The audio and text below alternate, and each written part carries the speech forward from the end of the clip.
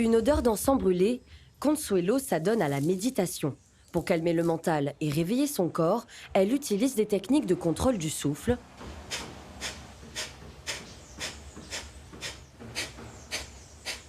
avant de réciter mentalement des mantras, des prières indiennes. L'idée, c'est qu'on dit que si on se centre sur le mantra de cette divinité ou de ce maître spirituel, on peut se connecter à lui et avoir peut-être certaines de ses qualités vont pouvoir s'imprégner en nous.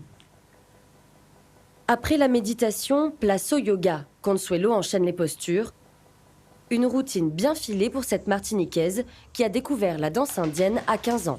Quand je suis allée me former à Bharati Vidya Bhavan à Londres, ils m'ont dit, voilà, il faut faire le chant, il faut apprendre le sanskrit, il faut faire de la méditation, il faut faire des postures, il faut faire du yoga à côté de ta danse si tu veux être complète. Consuelo a été formée par les plus grands danseurs à Londres et en Inde, avant de rentrer en Martinique pour ouvrir son école et devenir à son tour professeur de danse. Après des semaines de fermeture, Consuelo est soulagée de retrouver son école, où elle enseigne le Bharatanatyam, une des danses indiennes traditionnelles les plus connues du sud de l'Inde. Mais avant de commencer le cours, élèves et professeurs mettent le sari. Cette tenue indienne se porte selon certaines règles. L'idée, c'est de quand même cacher le plus possible sa poitrine, un petit peu le ventre, parce que bon, c'est pas la danse orientale, nous, c'est la danse indienne, le Bharatanatyam. Le sari en coton est un habit de danse ordinaire, mais pour les spectacles, Consuelo et ses élèves sont en costume.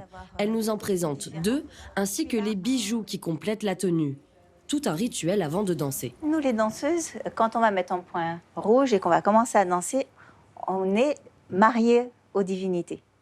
Donc déjà, à la base, là, on rentre dans une forme où on appartient à la divinité, on appartient à cette danse. Le Bharatanatyam est une danse sacrée qui s'adresse aux dieux. Et devant l'autel de Shiva Nataraja, roi de la danse et divinité inspiratrice, le cours commence toujours par un salut, le Namaskaram. Et les ennemis en place.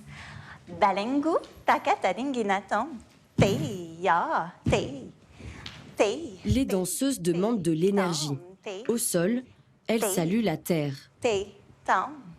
Les mains jointes devant le front pour rendre hommage aux aînés, puis au niveau du cœur pour honorer la communauté des danseurs et le public. Allez, on descend. Dans le Bharatanatyam, il y a des danses que l'on appelle mimiques. Par la gestuelle, les élèves font le récit de divinités, le plus souvent de Shiva Nataraja. On appelle le langage des mains des mudras. Les expressions du visage, les abhinayas. Et effectivement, il faut les deux pour pouvoir vraiment raconter une histoire. Par exemple, effectivement, dans la partie que physique, généralement, ça, c'est un lotus ouvert, fermé, ouvert. Dans la religion hindoue, le lotus est considéré comme une fleur sacrée. Ses élèves ont vite appris toute la symbolique des gestes du Bharatanatyam. La fille, elle se regarde dans un miroir, où on va utiliser le katakamonka, donc elle va se maquiller, mettre des boucles d'oreilles.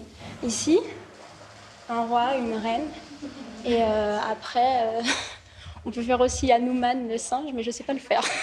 On part à gauche, talent premier, toi qui gouvernes l'univers. Tout ce que j'entends de toi fait en sorte que mon cœur s'ouvre et que j'ai toujours envie que tu viennes me bénir. La pratique du Bharatanatyam implique un apprentissage de la culture indienne. C'est le cas d'Oran. Grâce à la danse, elle a découvert certains aspects de l'hindouisme. Maintenant, je sais qu'il y a plusieurs dieux, qu'il y a une trinité aussi dans la culture indienne. Donc on a Brahma le créateur, Vishnu le protecteur et Shiva le destructeur. On apprend aussi à reconnaître les dieux par des postures. On apprend aussi quand même que la dévotion a un certain point en Inde. On accélère.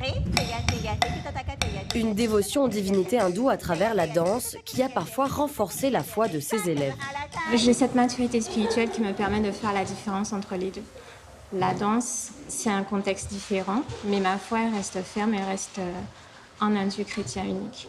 Ma famille est croyante, on va à la messe, tout ça, mais ça, je crois pas en ces dieux-là, je crois en mes dieux, mais ça il n'y a pas de conflit.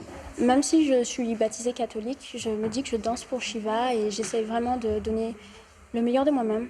Enfin, ça ne s'approche pas forcément de la dévotion, mais je me consacre à lui en tous les cas, même si j'ai ma propre religion.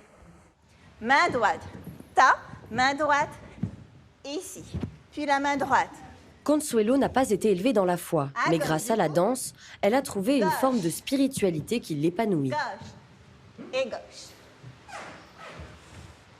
Je n'appartiens pas à une religion. Et ce qui m'a permis, par exemple, de faire une danse sur un Ave Maria en utilisant le Bharatanatyam, et ce qui me permet d'être complètement ouverte, pour moi, la divinité, quel que soit son nom, quelle que soit son énergie, c'est vraiment extraordinaire, surtout au niveau du Bharatanatyam.